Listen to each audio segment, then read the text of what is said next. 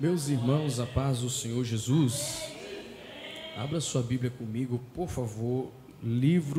Segundo livro dos reis de Israel. Obrigado, meu amigo. Capítulo de número 22. Segundo livro dos reis de Israel, capítulo de número 22. Enquanto os irmãos localizam o texto sagrado, eu quero magnificar o precioso nome de Jesus pela oportunidade que Ele me concede de estar juntamente com os irmãos na quinta na graça. Temos já ouvido a voz de Deus, temos certeza que é um cumprimento, Ele continuará falando com todos nós. Deus abençoe a vida do nosso pastor presidente, pastor Carlos, aqui na direção do culto, pastor Marcos Gouveia. Muito obrigado, pastor Will, evangelista Will, obrigado pelo contato. É um prazer estar com todos vós aqui, obreiros na retaguarda. Que Deus continue abençoando a toda a igreja. Estou também feliz de estar com a minha esposa Elisângela nesta feita. Obrigado, meu bem, por estar comigo mais uma vez. Os irmãos que acharam, por favor, digam amém. Vamos ler apenas o versículo de número 1 e o versículo de número 8. Nos diz assim: tinha Josias 8 anos de idade quando começou a reinar, e reinou 31 anos em Jerusalém, e era o nome de sua mãe Jedida, filha de Adaías de Boscate. O versículo 8 nos diz: então disse o sumo sacerdote Ilquias ao escrivão Safã: achei o livro da lei na casa do Senhor. E Ilquias deu o livro a Safã, e ele o leu, e você diz amém.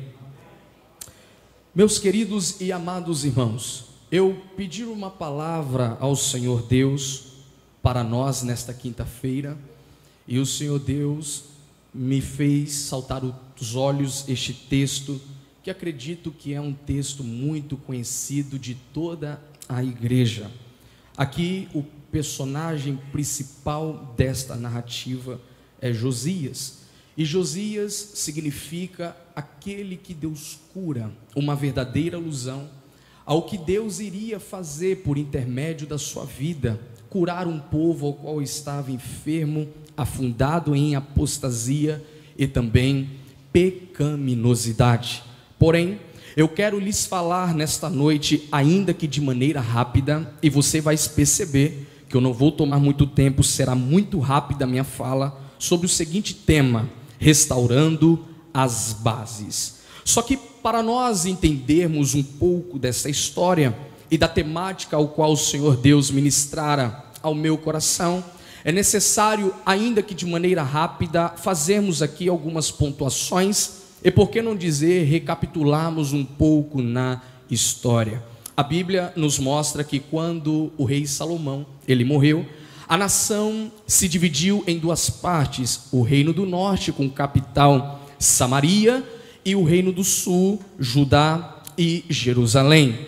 Em Samaria houve uma descambação para o mal, pois mesmo eles estando em maiores quantidades, as 10 tribos que seguiram, eles não se voltaram para Deus, eles não quiseram se arrepender e afundaram-se em seus próprios pecados e também concupiscências, isto é, o desejo desenfreado da carne.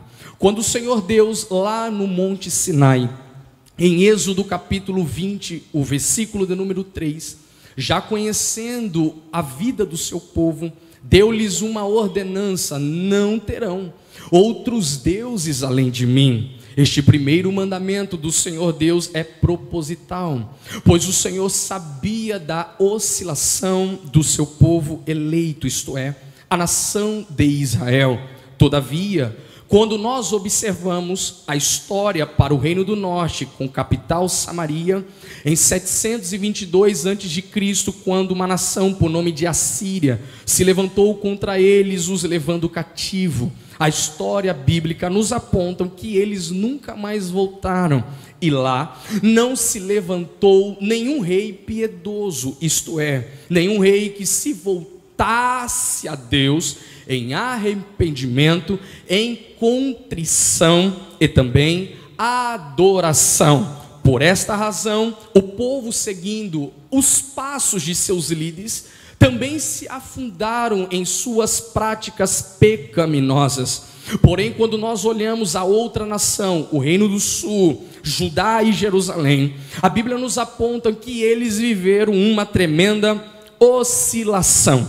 Isto é, levantavam-se reis piedosos, aqueles que devotavam-se a Deus em arrependimento e também em adoração. Porém, também lá se levantaram alguns reis impiedosos que levaram o povo à adoração de pseudos ídolos e também a idolatria. Eu gosto da máxima bíblica porque o Salmo 115, versos 5, 6, 7 e 8 diz que aqueles que adoram os ídolos, que têm olhos, mas não veem, ouvidos, mas não ouvem, mãos, mas não apalpam, pés, mas não caminham, e boca e não falam. E o verso de número 8 é uma sentença que diz: tornam-se ou fiquem iguais a eles estes que os adoram. Então, por trás da prática pecaminosa da idolatria também está a apostasia e a frieza espiritual. Porém, Josias, cujo nome significa aquele que Deus cura, fora colocado precocemente no trono. Se você ler o capítulo de número 21 do segundo livro dos Reis, é interessante você lê-lo em sua casa, pois contexto explica texto. Porém, ele vem de um parentesco ao qual eu acabei de citar aos irmãos, que foram reis ímpios, ainda que fossem do reino do sul em Judá. Ele é neto de Manassés. Manassés, a Bíblia nos aponta e nos mostra que reinou por 55 anos em Judá. E interessante, meus amados irmãos, é que a Bíblia faz questão de dizer que Manassés, ele fizera aquilo que era mal aos olhos do Senhor, andando nos caminhos da apostasia, da idolatria e da pecaminosidade. Quando você lê que por 55 anos ele reinara sobre Judá e não agradar a Deus, significa dizer que houve-lhe tempo, houve-lhe a oportunidade, mas ele não deixou-se ser levado pela lei de Deus e pela orientação do Senhor. Porém, a Bíblia nos mostra, porque o tempo do ser humano nessa terra, ele é curto e também é pequeno. É o próprio salmista que diz que o limite do homem é de 70 anos. O que passa disso é enfado e canseira. E a Bíblia diz que o Senhor Deus, ele ri ao ver o fim dos ímpios se aproximando. Então vai pecando, vai deturpando, vai cometendo atrocidades. Chegará um dia em que todos nós estaremos diante do Senhor Deus e teremos que prestar conta dos nossos atos e também das nossas obras. Porém, a Bíblia diz que o seu filho assumira o seu lugar, que é Amon. E este Amon não teve um reino tão extenso como seu pai. Ele apenas reinou 2 anos e morreu por uma conspiração. Porém, pastor Marcos Gouveia, o que me chama a atenção é que a Bíblia faz questão de dizer que ao invés de Amon olhar a vida errada de seu pai e se arrepender e voltar-se para Deus, não, ele seguiu o mesmo exemplo de seu pai. Também a Bíblia diz sobre ele: ele fizera aquilo que não agradara aos olhos do Senhor. Agora eu precisei lhes fazer esse pano de fundo para que nós entremos nesta mensagem bíblica, porque ele morreu, Amon, por uma conspiração, e a Bíblia diz que fora colocado no trono o seu filho. E qual é o nome dele? Josias. Agora a Bíblia diz que não fora colocado ali um homem maduro, um homem de estatura, estrutura, um homem de autoridade e também um homem de experiências. O que foi colocado ali, Samuel? Fora colocado ali um jovem, ou podemos dizer uma criança, pois eu li com os irmãos no capítulo 22, a Bíblia diz, tinha Josias 8 anos de idade quando começou a reinar. E eu estava perguntando a Deus, e prepare-te para perceber esta explanação bíblica. Porque, Senhor, tão jovem, ainda não tem estrutura, ainda não tem a formação de caráter. É muita responsabilidade para a pequena estatura de uma criança. E Deus me disse, é melhor um novo temente no trono do que um velho corrupto. Eu vou dizer mais uma vez, para que talvez o seu coração entenda esta máxima bíblica. Para Deus é melhor um inexperiente que teme, que ainda adora, que ainda cultua, que ainda celebra, do que um experiente que está fundado em pecado, que está fundado em idolatria, que está fundado em corrupção e que está desagradando a Deus. A gente vive num contexto onde nós dizemos, é precoce demais para pastorear, é precoce demais para liderar, é precoce demais para pregar, mas Deus te trouxe aqui e também me trouxe aqui para te dizer, quem dá estrutura, quem dá crescimento, quem dá qualidade, quem aperfeiçoa é o Senhor dos exércitos. Não tem estrutura, mas é fiel. Eu estou sentindo a presença dele aqui. Não tem experiências, mas é servo. Não tem aparência, mas quem disse que o Senhor Deus está olhando a aparência? O homem olha pela aparência, o homem escolhe pela aparência. Levante as mãos para receber essa palavra. Mas o Senhor Deus, Ele não olha a aparência, Ele enxerga o que ninguém vê por dentro, o coração do homem. Mas vamos lá, porque nós temos lindas lições aqui e o tempo não me é favorável. Versículo 2, eu só prego na simplicidade da Bíblia, é desse jeito mesmo. E a Bíblia diz que diferente de Manassés, o seu avô, diferente de Amon, o seu pai, olha o que diz a Bíblia, e fez o que era reto aos olhos do Senhor. Agora olha isso aqui, evangelista Will, que coisa linda da Bíblia. E andou em todo o caminho, pastor Cláudio, de seu pai Davi. Peraí, acabamos de citar que o pai dele é Amon, mas a Bíblia diz, e fez o que era reto aos olhos do Senhor, andando nos caminhos de seu pai Davi. Sabe o que Josias nos ensina aqui? Eu não tenho um exemplo parentesco, mas eu tenho um exemplo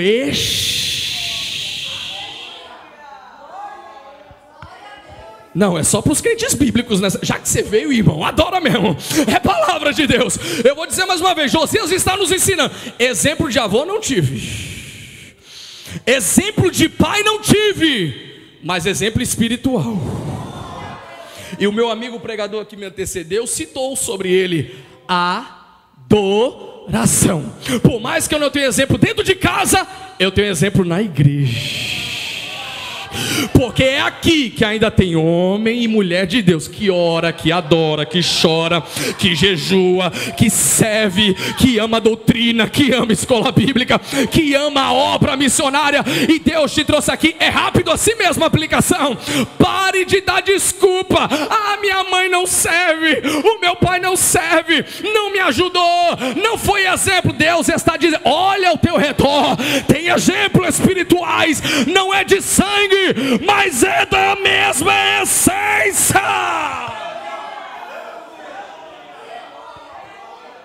Aleluia. Eu tenho um exemplo espiritual. Significa dizer, eu consigo subir nos ombros daqueles que já aplainaram o caminho. Ninguém faz nada sozinho, amados. Nós dependemos um dos outros. Um ora aqui, o outro prega, o outro canta, o outro contribui, o outro vai evangelizar, o outro faz. É só a gente olhar em volta que ainda há exemplos de piedosos, de sinceros e de zelosos. Porque, pastor Marcos, a gente vive numa geração onde muita gente, ai, fulano caiu, eu vou cair também. Ai, fulano parou, eu vou parar também. Ei, queridos, ainda existem 7.000 que não se contaminaram e não dobraram os seus joelhos perante a Baal. Então é a primeira e última vez que eu te peço isso. Olha para essa pessoa que está do seu lado, dê um sorriso para ele, espante esse espírito de tristeza e diga para ele: há exemplos na casa. Não, você pensou que disse, mas não disse. Diga mais forte: há exemplo na casa. Cadê os exemplos da casa do Senhor? Cadê os exemplos? Cadê os exemplos? Cadê os exemplos?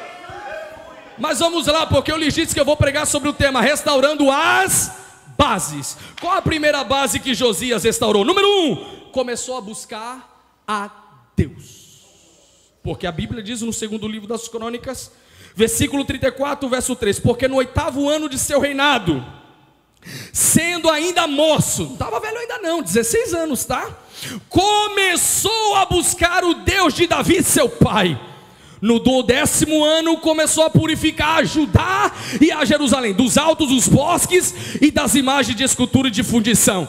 Deixa eu lhes dizer uma coisa: Manassés reinou 55 anos, Amon reinou 2 anos, e a Bíblia diz que os dois, juntando, não agradaram a Deus. Ou seja, 57 anos em que estavam desagradando a Deus. Quando Josias assume o trono e está com 16 anos, ele falou: tem uma coisa errada aqui. Os meus pais nunca buscaram a Deus, tiveram tempo, mas não buscaram. Mas ainda que eu tenho pouco tempo, eu vou fazer diferente. O que você quer fazer, Josias? Eu vou buscar.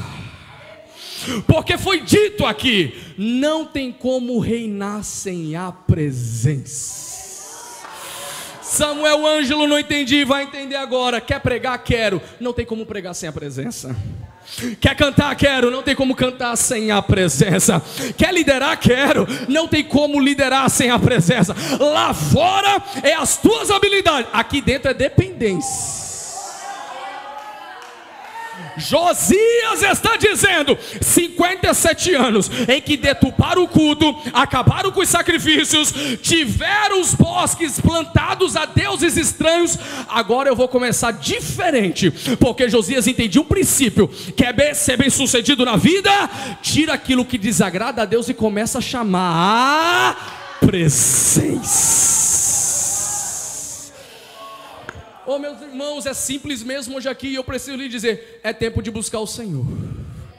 Quer que eu te provo na Bíblia? Eu provo. Isaías 55, 6: buscai ao Senhor. Jeremias 29, 13: e buscar-me-eis e me achareis, quando me buscardes de todo coração. A Bíblia diz em Tiago capítulo 5, versículo 16: a oração, ela feita pelo justo, ela pode muito em seus efeitos. Jeremias 33, 3: a Bíblia diz: clama a mim e responder-te-ei, e anunciar-te-ei coisas grandes e firmes que tu não sabes. Mateus capítulo 7, versículo 7, a Bíblia diz: pedi, pedi, dá-se-vos-á, buscais e achareis, batei e abri-se-vos-á. Olha a máxima bíblica: porque aquele que pede, recebe, o que busca, encontra, o que bate, se abre. E Deus te trouxe aqui para te dizer: ainda este ano é ano de progresso espiritual.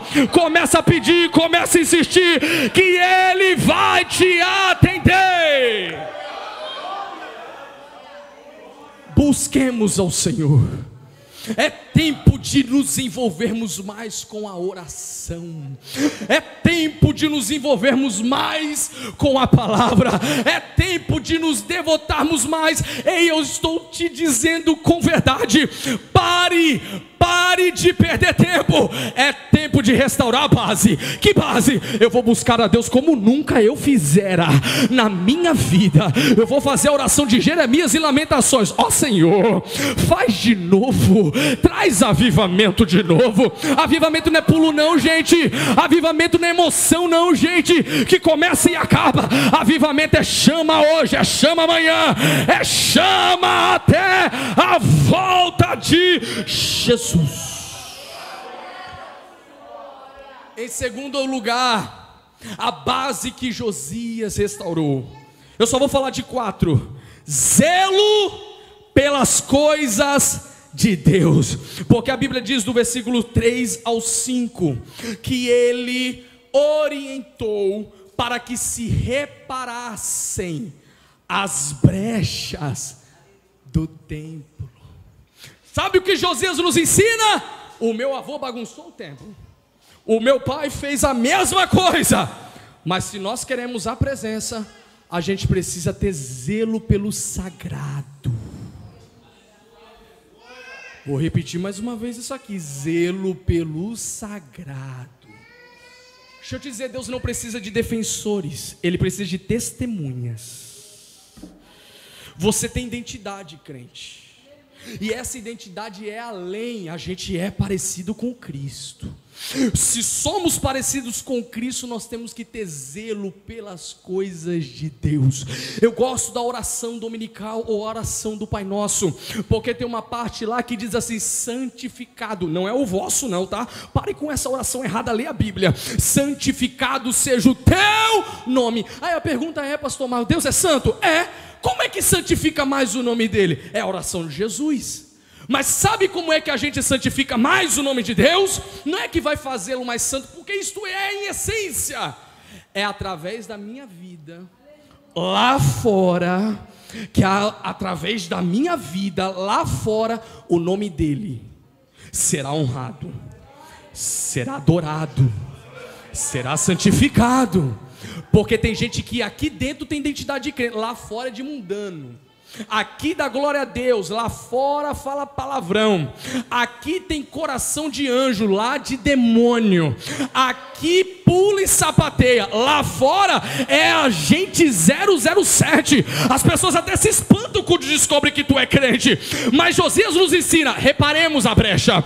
De qual? Zelo pelo sagrado, zelo pelas coisas de Deus. A palavra do crente, ela é sim, sim ou não, não. O que Josias está dizendo é: não importa dinheiro, pegue homens leais, comecem a tirar o que é sujo e vamos levantar de novo o que é limpo, porque brecha fala de tudo aquilo que nos deixa vulneráveis. O que Josias está dizendo é: até hoje fomos vulneráveis, agora Deus está trazendo de volta a essência do culto, e agora nós temos que tapar todas as brechas. Então, amados, nós vigiemos com as palavras, com as ações, com as obras, porque o Senhor está de olho em cada um de nós, e é necessário fecharmos a brecha para que o inimigo não nos envergonhe. Josias, ele estava disposto a consertar o que ele não quebrou. Vou repetir mais uma vez: disposto a consertar o que ele não quebrou. E aí eu tenho que fazer a leitura do Antigo Testamento com óculos do Novo, porque a Bíblia toda aponta para Cristo. Quem foi que veio à terra consertar o que não quebrou? Jesus. Porque a Bíblia diz que por causa de um homem o pecado entrou no mundo, mas através de um homem a vida, a salvação. Lá no céu ele disse: eu vou descer e vou consertar aquilo que eu não quebrei. Quem quebrou foi Adão e Eva lá no jardim. Jesus venceu no Calvário, quando ele disse: aleluia, tetelestai, está pago. Agora eu preciso te dizer: tu quer ministério? Então te prepare para consertar o que você não quebrou. Quer chamada? Quero. Então te prepare para enxugar lágrimas que você não causou a dor. Porque ministério é serviço, e serviço prestado aos outros. Eu não prego para mim, eu prego para o povo de Deus. Você não canta para si, você canta para edificar o povo de Deus. Nós não lideramos a si apenas, mas lideramos também o povo de Deus. Quer ministério, quer chamada? Então seja como Jesus, consertando o que você não mexeu, o que você não quebrou. Ai, Samuel, é fardo demais. Então você não está preparado para servir a Jesus. porque Ele veio carregar uma cruz que era minha, que era sua, mas Ele nos ensina, vem trilhar os passos, vem seguir as pegadas, porque eu vim consertar o que eu não quebrei, e Josias consertou aquilo que ele não quebrou. Estejamos preparados, porque é tempo de consertarmos aquilo que está bagunçado. Eu sei que essa mensagem não vai dar muito ibope, eu sei que essa mensagem, isso aqui não é clichê de pregador não, eu quero que você reflita a palavra, porque nós temos uma responsabilidade nos nossos lares, lá fora e até na igreja, de irmos atrás, de fazermos mais, de nos doarmos mais, mesmo que nós não tenhamos posto a nossa mão para bagunçar. Nós fomos chamados para o tempo de ajuntar, não de espalhar. Josias está dizendo: mexeram no que era, naquilo que não era para mexer, mas agora a gente vai tapar as brechas, porque nós não vamos mais ficar vulneráveis. Irmãos, receba essa palavra em nome de Jesus. Cuidado com aquilo que você acessa na internet, cuidado com aquilo que você consome através do seu olhar, cuidado com aquilo que tu ouve, porque a Bíblia diz que não são as raposas que fazem o estrago, são as raposinhas. É um pecadinho pequeno na visão de alguns que não tem problema nenhum quando vê.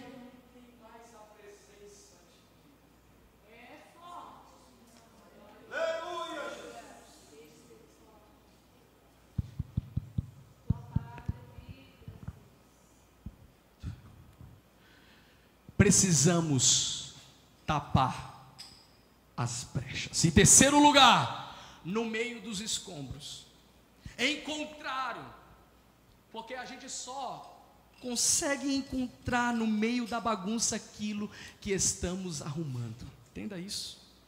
Quando você perde uma chave, quando você perde um item de valor, se você não varrer, se você não tirar, você não vai encontrar.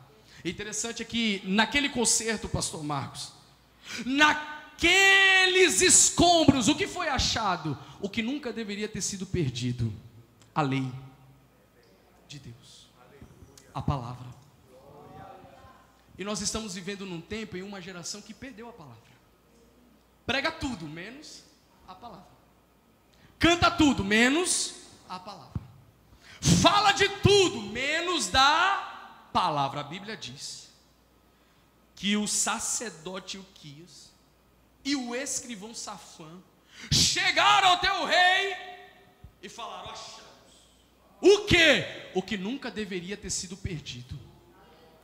Eu amo isso aqui, porque Deus está nos trazendo a reflexão, porque você tem na sua casa, você tem em suas mãos isso aqui, ó, palavra de Deus.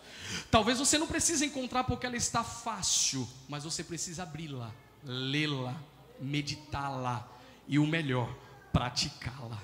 A Bíblia diz que quando Josias, ele ouviu o que estava sendo dito a respeito do livro, eu entro para a quarta base, porque ele vai se humilhar, porque a palavra de Deus nos quebra. Não é a gente que lê a Bíblia, é a Bíblia que nos lê. Ela nos faz prostrar, porque isso aqui não é palavra de homem, isso aqui é palavra de Deus, e ela é útil para todo o propósito para o qual Deus a enviou. A Bíblia diz que Josias, ao ouvir sobre o livro, a Bíblia diz no versículo 10, ele rasgou as suas vestes. Sabe o que é isso? Humilhação. Tem crente que precisa restaurar com urgência a base da humilhação. Cuidado, crente, nariz empinado Deus abate, soberbo Deus humilha. Agora quem se humilha, Deus ele levanta, Deus ele exalta, Deus ele projeta, Deus ele dá posições elevadas. Sabe qual é o paralelo entre Josias e Jeoaquim? Josias, ao ouvir sobre a lei, rasga as vestes. Jeoaquim, o filho de Josias, mais tarde, ao ouvir as palavras de Jeremias, rasgou a palavra. E tem gente que está rasgando a palavra, Porque a partir do momento em que você recebe a oportunidade para pregar e você não fala da palavra, você está rasgando. Porque o tempo que foi dado é para a exaltação da Bíblia, é para a exaltação da palavra, não para as minhas emoções pessoais, não para a minha própria apresentação. Deixa eu lhes dizer, púlpito não é vitrine, púlpito é altar. E altar é sacrifício. Então aqui a gente vem com humildade, a perna treme, a voz embarga, porque nós estamos diante da noiva e diante do Senhor Deus o Todo-Poderoso. Aí alguém uma certa feita me perguntou, um jovem pregador, Samuel Ângelo, como é que eu faço para ler mais a Bíblia? Eu disse assim, quem disse que você tem que ler a Bíblia? Ele, como assim? Eu quero ler mais a Bíblia. Eu falei assim, a Bíblia não se lê. Você lê jornal, você lê revista, você lê informações. A Bíblia você medita.